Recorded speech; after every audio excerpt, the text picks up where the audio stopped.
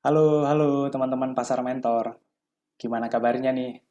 Wah, semoga sehat selalu ya dan selalu produktif dan kreatif. So, perkenalkan nama saya Lukman. Saya di sini mau share tentang materi yang buat kita bisa sama-sama explore skill di industri dan juga di dunia digital saat ini. Di sini saya langsung mau share materinya ya teman-teman, untuk kita bisa saling explore bareng. Nah, ini materi yang saya mau share ini tentang copywriting. Nah, biar kita bisa seru-seruan dan juga ini kan saya juga mau sharing secara santai aja. Jadi saya kasih judul PDKT sama copywriting. Kenapa PDKT sama copywriting? Biar kita bisa makin kenal, bisa makin dekat sama copywriting. Bahkan bisa saking dekatnya bisa sampai sayang ya. Jadi biar kita bisa sama-sama terus belajar, makanya di sini saya mau share langsung aja tentang gimana sih PDKT sama copywriting itu. Gitu ya. Sebelumnya saya mau perkenalkan diri. Nama lengkap saya adalah Lukman Hanafi dan pengalaman kerja saya saat ini saya dan tim sedang mengembangkan creative agency di bidang copywriting, yaitu by Maxi. Dan by Maxi ini kami mulai sejak Maret 2020 sampai saat ini kami terus explore dan sudah uh, memberikan service ke lebih dari 40 klien dan sedang terus explore terkait dengan bidang copywriting, storytelling, dan juga content marketing. Dan selain di bidang copywriting dan content marketing, pengalaman saya adalah terkait dengan community development. Jadi saya dan tim juga sedang terus terlibat untuk program bagaimana membangun community, bagaimana berinteraksi dengan komunitas dan juga society untuk membangun perbaikan di community dan society juga.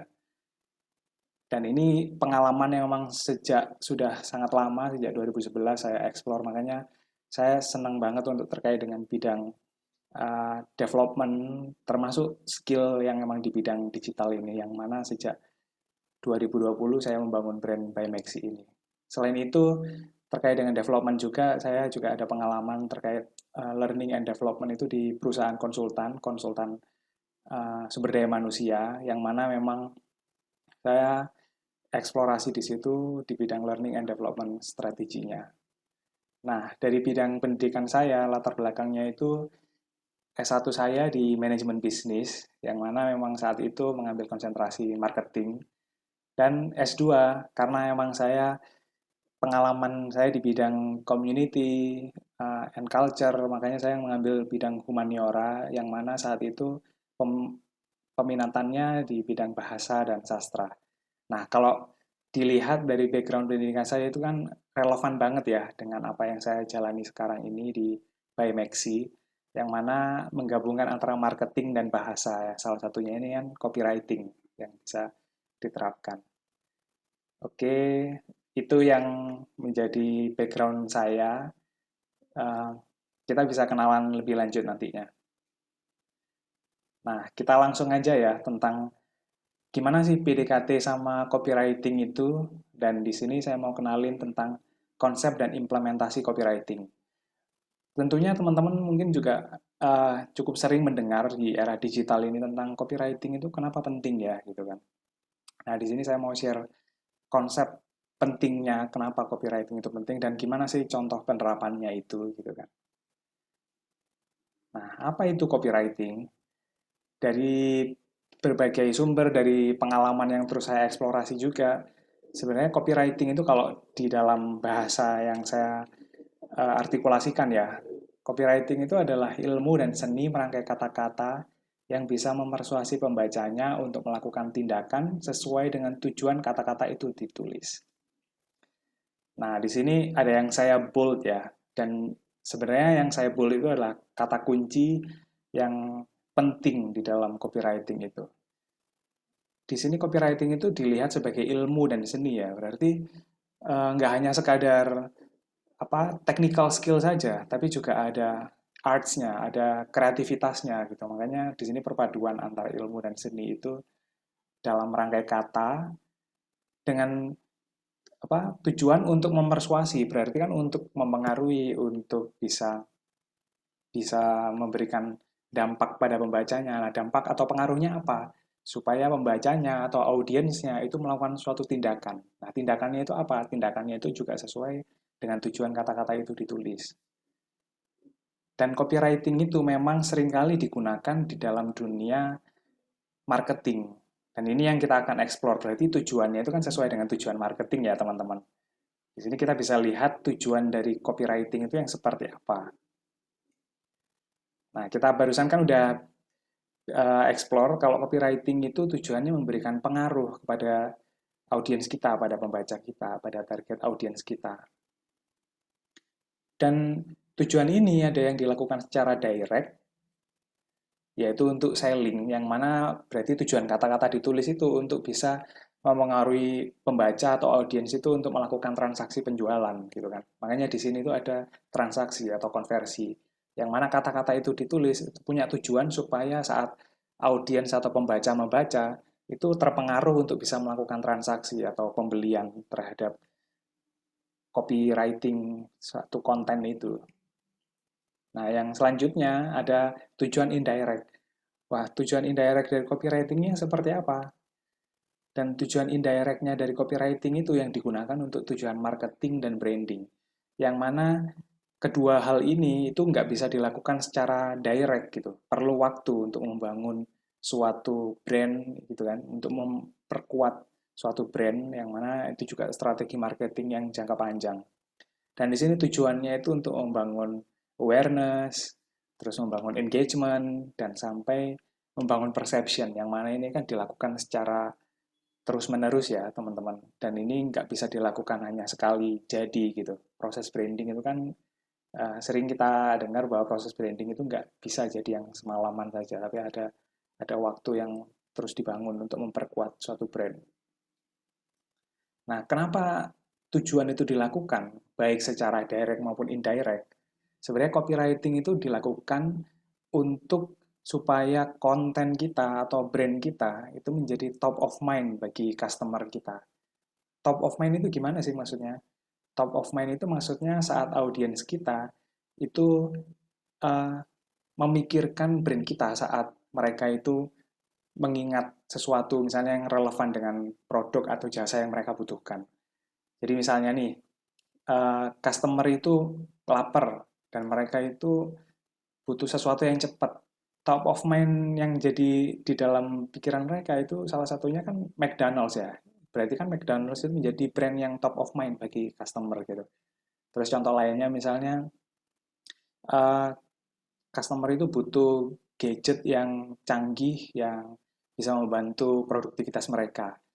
Nah, salah satu brand yang menjadi top of mind mereka itu kan Apple kan salah satunya gadget yang memang bisa support kebutuhan mereka. Ini yang jadi strategi marketing suatu brand sehingga menjadi top of mind. Dan copywriting itu berperan penting untuk menjadikan brand itu top of mind. Nah, gimana kita mendeliver copywriting kita? Tentunya dua tujuan tadi yang harus diterapkan, baik secara direct maupun indirect. Nah, ini kita langsung ke implementasinya ya, teman-teman. Implementasi cara menarik target audiens itu gimana sih dengan copywriting itu? Yang pertama, ini yang paling penting, itu juga tentang gimana sih copywriting kita itu menampilkan benefit. Terus, dari benefit yang kita tampilkan untuk audiens kita, sebenarnya benefit itu akan menjadi solusi dari problemnya audiens kita gitu. Gimana caranya untuk kita menemukan problem mereka? Kita stimulus dengan perasaan-perasaan emosi yang memang relevan dengan mereka, apakah perasaan takut, sedih, senang, atau bingung gitu kan. Nah, ini juga untuk menstimulus audiens. Audiens itu kan suka sesuatu yang membuat mereka penasaran. Jadi munculkan rasa penasaran itu. Terus yang lainnya, ini juga kaitannya dengan meyakinkan audiens, berarti kita harus meyakinkan atau memersuasi dengan bukti.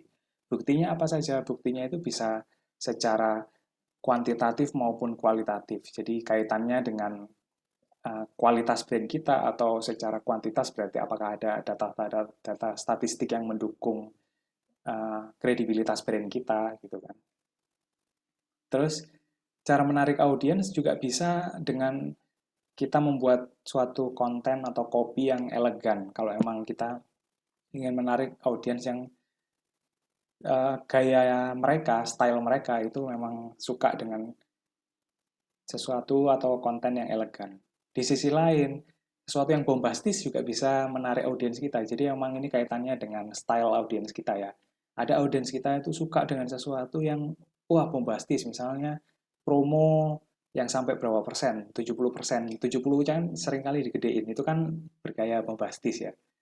Juga ada audiens yang emang suka gaya-gaya seperti itu, tapi dengan gaya elegan yang misalnya dengan bahasa yang lebih formal, lebih uh, apa lebih terkesan high class, itu juga ada emang audiens yang yang suka dengan konten seperti itu. Itu kenapa kopi kita harus menyesuaikan dengan audiens kita.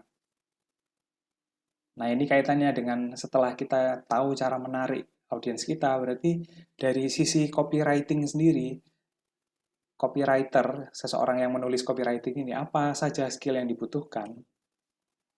Nah, di sini copywriter itu sangat butuh kemampuan empati. Empati ini terkait dengan mendengar, mengamati. Kita itu memahami apa yang menjadi tadi problem dari audiens kita, potensial customer kita, sehingga kita bisa memahami mereka lebih baik lagi. Nah, copywriting itu proses yang berkelanjutan, bukan yang sekali jadi gitu. Makanya kenapa kalau misalnya kita ada tim, berarti kalau tim ada feedback, ada revisi, berarti kita perlu juga terus ngelakuin perbaikan supaya copy ini menjadi makin relevan dengan audiens kita. Nah, ini memperkaya kosakata. Copywriting itu kan berarti kan tentang kata-kata kan. Berarti semakin banyak kata-kata kita, semakin kita ngelakuin riset, semakin kita memahami audiens kita, kata-kata apa yang populer bagi audiens kita, makin kita juga bisa membuat copywriting yang efektif. Terus menulis ini juga skill yang akan terus kita explore supaya copywriting kita itu makin powerful juga ya, teman-teman. Nah, ini kaitannya dengan memahami audiens kita ini juga berarti memahami tren apa yang sedang hype sekarang di market kita ataupun di community yang secara masif ya, secara luas. Nah, ini yang terakhir juga gimana sih kita terus explore supaya bahasa kita itu sesuai dengan audiens kita, bukan bahasa yang emang idealnya kita atau dari sisi brand. Karena memang komunikasi kita kan dengan audiens kita, itu kenapa harus audience oriented ya, teman-teman. Ini beberapa skill penting yang memang harus dibutuhkan seorang copywriter. Nah, di sini saya mau kasih contohnya langsung nih implementasinya. Skill apa sih yang diterapkan copywriter saat menulis konten ini? Coba kita explore ya. Ini salah satu contoh konten dari Bibit. Ini kan short copy, copy yang singkat, yang jadi headline. Kalau kita lihat di sini, kira-kira skill apa ya yang relate atau relevan dengan barusan yang kita bahas? Nah, yang pertama ini kan sebenarnya kita memperlihatkan bagaimana copywriter itu harus menekankan empati, memahami audiens kita, memahami mereka itu karakteristiknya seperti apa sih. Di sini kan konten Bibit itu untuk mengedepankan investasi kan, dan investasi itu sejak usia muda. Jadi anak muda itu nggak hanya sekadar dapat penghasilan terus setelah itu habis gitu aja kan. Supaya akhirnya message ini dapat, nah mereka kan harus relate dengan audiens mereka yaitu pekerja muda. Nah, salah satu pekerja muda itu kan pain point mereka adalah kerjanya berat, tapi kalau nggak sadar investasi dari awal, mereka akan habis di masa mudanya aja. Jadi message utamanya itu kan memahami audiens mereka dari konten Bibit ini. Nah, yang kedua, ini kita bisa lihat dari dekor rumah ini, kontennya kan ngasih lihat gimana bahasanya itu sesuai dengan audiens kita kan. Kalau dilihat di sini kan konten dari dekor rumah itu sangat relate dengan keluarga muda ya, atau keluarga milenial gitu kan. Yang mana uh, mereka itu butuh furniture yang sesuai dengan kondisi mereka. Biasanya kan emang saat ini keluarga muda itu dimulai dari rumah yang space-nya itu terbatas gitu kan. Makanya mereka buat konten yang benar-benar sesuai dengan karakteristik atau realitasnya keluarga muda. Jadi kedua copy ini nunjukin skill yang dilakuin oleh seorang copywriter. Ini contohnya, teman-teman. Oke, next kita akan explore tentang, kan dari tadi kita bahas tentang copywriting ini sangat penting untuk bisa relevan dengan audiens kita ya. Berarti seperti apa sih copy yang audience centric itu? Berarti kita harus kenal lebih dekat kan. Nah, balik lagi tadi kalau materi ini tentang PDKT sama copywriting, ternyata copywriting ini harus PDKT sama audiensnya gitu. Gimana sih PDKT sama audiens itu? Kenapa perlu paham audiens kita? Nah, karena gini teman-teman, karena tadi kan tujuannya memersuasi kan. Kalau tujuannya memersuasi, berarti kita harus tahu betul, kenal betul siapa sih mereka, apa yang buat mereka tertarik, apa yang buat mereka penasaran, gitu kan. Itu kenapa kalau kita PDKT sama pasangan kita kan, calon pasangan kita, selalu kita pengen tahu apa sih kesukaan dia. Dan setelah kita tahu kesukaan dia, kita kasih, atau kita kasih perhatian, kita kasih sesuatu yang memang benar-benar dia sukain gitu kan. Kenapa kita ngelakuin itu? Kalau di copywriting ya, jadi seperti di hubungan juga berarti kan biar dapat hatinya kan. Jadi kalau di copywriting ya biar benar-benar klop, biar tepat sasaran karena ini tadi strategi marketing ataupun strategi selling. Ya biar tepat sasaran. Kalau penjualan berarti penjualan meningkat, kalau marketing atau branding berarti campaign atau strategi itu biar makin efektif gitu kan. Jadi itu yang menjadi pentingnya ngelakuin riset berbasis pada audiens. Nah, ini contohnya memahami audiens kita. Ini framework yang nanti teman-teman juga bisa gunain. Kalau di video ini bisa teman-teman gunain misalnya mau diambil framework ini. Dan ini emang sebenarnya di internet banyak banget terkait dengan apakah buyer persona atau audience persona. Kalau kita mengenalin siapa audiens kita. Nah, ini terkait dengan demografi. Gimana kita memahami demografi audiens kita. Jadi elemen-elemen atau pertanyaan di bawahnya ini bisa kita gunakan untuk makin mengenali. Kalau kita mengenali demografi itu kayak siapa audiens kita, jenis kelaminnya, laki-laki, perempuan, atau siapa mereka, usia berapa, terus lokasi tinggalnya di mana, karena itu akan mempengaruhi karakteristik mereka juga, gitu kan.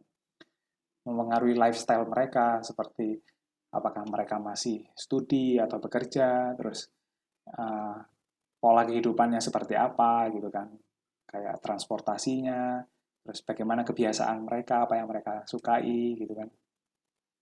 Terus kan sekarang itu mereka itu udah sangat dekat dengan konten gitu kan.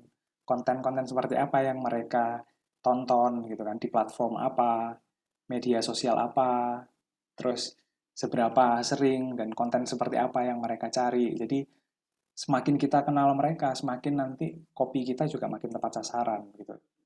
Dan gaya bahasa apa yang digunakan atau sering dipakai audiens kita gitu kan. Kata-kata yang familiar, terus tone atau nada bahasa, gaya bahasa seperti apa.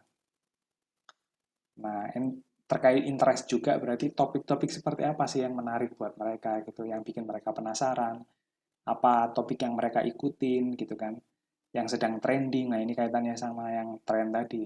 Jadi makin detail kita jabarin ini semua, makin kita mengenal audiens kita.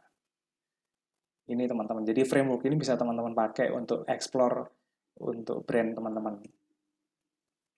Nah, selanjutnya setelah kita tahu audiens kita ini seperti apa, kita mau nulis apa tentang mereka gitu. Jadi ada dua poin utama yang bisa kita terus eksplorasi, bisa kita tuliskan, yaitu pertama tentang pain point atau masalah audiens kita. Karena dengan masalah itu kan sangat relate atau relevan dengan mereka ya. Itu yang membuat mereka akhirnya langsung bisa memahami, oh iya ini copy ini atau konten ini emang gue banget gitu kan. Yang kedua, selain masalah, ya kita juga bisa highlight dream mereka, keinginan mereka itu apa gitu kan. Supaya akhirnya kita juga tahu apa yang mereka inginkan gitu. Dua hal ini yang bisa kita highlight, bisa kita terus explore, dan tentunya juga banyak hal lain yang bisa kita tuliskan setelah kita mengenali audiens kita dari framework dari audiens persona tadi. Terus selanjutnya, setelah kita tahu audiens kita seperti apa, berarti kan copywriting-nya harus berbasis pada customer kan. Makanya di sini kita akan mulai latihan nih, membuat customer based copywriting. Jadi copywriting yang berpusat pada customer gitu. Buat kita bisa menuliskan copywriting yang sesuai dengan customer tentunya harus ada strukturnya kan, harus ada alurnya. Atau familiarnya biasanya digunakan formula. Nah, sebenarnya copywriting itu formulanya cukup banyak teman-teman ya, ada beberapa formula. Di sini saya mau share 3 formulanya yang utama saja. Dan sebenarnya secara prinsip semua formula itu berkaitan. Di sini ada formula AIDA, PAS, dan juga 4C, yang mana sering digunakan copywriter. Yang seperti yang saya sebut, sebenarnya apapun formulanya, secara prinsip itu sama dengan tujuan untuk bisa memengaruhi audiens tadi. Makanya untuk memengaruhi audiens sehingga mengarah ke dalam customer journey. Jadi di dalam customer journey itu ada step by step-nya ya.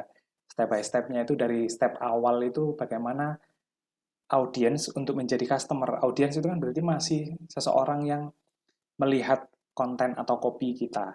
Sampai journey mereka sampai menjadi customer, pembeli sampai loyal gitu kan. Nah, di tahap awal mereka kan berarti audiens ini masih tahu copy kita atau konten kita. Dengan mereka tahu setelah melihat mereka menjadi aware akan konten kita. Oh, kontennya menarik atau bikin penasaran atau relate relevan dengan mereka. Itu yang bikin mereka aware bahwa ada konten ini, bahwa ada brand ini. Saat itu semakin relate dengan mereka, relate dengan pain point atau relate dengan dream mereka, mereka jadi interest, jadi tertarik. Nah, ketertarikan ini bisa kita teruskan lewat kelanjutan copy itu di dalamnya. Tadi kan contohnya kayak di headline. Semakin interest berarti kita bisa teruskan. Karena saat kita teruskan, kita jelaskan tentang benefit yang mereka dapatkan, solusi yang bisa mereka dapatkan, mereka jadi makin berhasrat. Di sini yang muncul desire untuk wah ini solusi ini atau benefit ini cocok banget sama gua gitu kan. Dari situ mereka akan terstimulus untuk melakukan tindakan. Di sinilah proses persuasifnya. Jadi customer journey itu kan ada proses tahapan yang akhirnya mengarah pada persuasi untuk audiens itu melakukan suatu tindakan. Di sini langsung saya kasih contoh yang AIDA ya teman-teman. Kalau kita lihat di sini kan juga sesuai dengan customer journey tadi kan. Ada tahapan attention untuk menarik perhatian, interest semakin tertarik, dan desire semakin berhasrat untuk mendapatkan benefit dari brand sampai akhirnya melakukan tindakan. Ini contoh kopinya yang bisa kita pakai. Nah, ini contoh yang pernah saya buat untuk konten copywriting. Ini kan melihat bahwa kliennya by Maxi itu kan salah satu pain pointnya, pain problemnya itu kan nulis konten iklan itu kan kadang nggak mudah juga ya teman-teman karena harus mikirin ide, mikirin audiens kita yang seperti apa gitu kan. Berarti pain pointnya di sini bingung nulis konten iklan gitu. Makanya di sini contoh headline-nya, bingung mau nulis apa untuk konten iklanmu. Nah ini kan akhirnya headline yang seperti itu menstimulus audiens untuk penasaran, untuk memberikan atensi. Oh ini gue banget, gue ngerasain masalah ini. Audiens kan bisa bersuara seperti itu ya.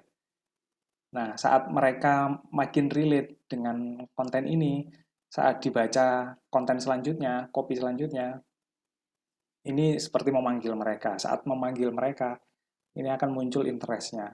Buat kamu, para business owner yang mau buat iklan, sekarang nggak perlu pusing lagi. Di awalnya ditampilin problem, terus dikasih kesempatan untuk, ini loh ada solusi, gitu kan. Berarti kan ada ketertarikan di situ. Dari problem mereka dikasih solusi. Disinilah makin berhasratnya karena solusinya itu berkelanjutan. Kamu bisa kok tinggal duduk santai aja dan siap-siap terima orderan. Dikasih solusi dan benefit. Benefitnya yaitu ternyata buat nulis konten iklan itu dikasih benefitnya berupa kamu bisa fokus terima orderan aja gitu kan. Biar konten iklanmu kami yang pikirkan. Itu kan solusi yang akhirnya memberikan mereka muncul hasratnya ya. Dan di endingnya kita nggak boleh lupa harus kasih stimulus untuk audiens kita melakukan action sehingga mereka melakukan transaksi sesuai dengan tujuan konten ini. Nah, di sini kan transaksinya untuk melakukan tindakannya berupa untuk mereka klik link di bio gitu kan. Berarti tindakannya itu untuk mengarahkan ke journey selanjutnya. Misalnya di sini mengarahkan ke customer contact gitu kan. Jadi supaya mereka langsung mengontak salesnya gitu kan. Nah, ini contoh flow-nya dari copywriting di AIDA, formula AIDA ini teman-teman. Next-nya ini ada formula PAS. Nah, PAS ini apa sih? PAS itu terdiri dari problem, agitate, sama solution. Maknanya apa? Problem itu kan berarti kita menampilkan problem dari audiens kita. Agitate itu kita munculkan bahwa problemnya tadi itu makin nyata, makin membuat mereka risau, panik gitu kan, gelisah gitu kan. Jadi semakin mereka menyadari masalah mereka, di endingnya kita kasih solusi dari masalah mereka. Oke, kita langsung ke contohnya aja ya. Contohnya yang pertama di sini pengen ningkatin produksi tapi modal nggak cukup. Ini contoh dari konten yang sifatnya konten brand pinjaman. Jadi pinjaman untuk modal. Ini kan problem dari pengusaha yang memang butuh modal gitu kan untuk meningkatkan produksi. Pengen ningkatin produksi tapi modal nggak cukup. Nah ini kan udah muncul problemnya. Problem bahwa modal nggak cukup, padahal produksi harus ditingkatin gitu kan. Agitate-nya yang makin membuat audiens yang membaca konten ini makin gelisah, itu dikasih tahu bahwa memang nggak mudah pinjam modal itu kan. Mau pinjam modal tapi nggak berani dengan syaratnya yang ribet banget, mana proses ngurusnya lama banget gitu kan. Dikasih kegelisahan-kegelisahan yang emang relate dengan problem itu gitu, bukan dibuat-buat ya. Tapi emang bener kan, karena pinjam modal itu kan nggak gampang, syaratnya ribet, ngurusnya lama gitu kan. Jadi audiens itu makin sadar bahwa problem itu relevan banget dengan mereka gitu. Nah di endingnya kita kasih solusi yang menjadi uh, yang mereka cari, yang mereka akan dapat benefit dari solusi ini. Tenang, dengan aplikasi, nah ini kan aplikasi dari brand ini, kamu bisa cairkan tambahan modal usaha dengan mudah gitu. Jadi ada benefit yang dikasih, ada solusi yang dikasih, ini yang akhirnya menjawab problem sama Ejita tadi. Gitu teman-teman. Jadi flow-nya juga jelas ya, ada alur yang memang jelas dari formula ini, problem pas sama agitate. Nah, terakhir nih, saya mau kasih contoh dari copywriting 4C, 4C. 4C ini apa aja sih? 4C ini ada clear, concise, compelling, and credible. Apa aja 4C ini? Kita bisa langsung lihat. Kalau clear itu berarti kan copy ini jelas gitu kan. Jelas, singkat.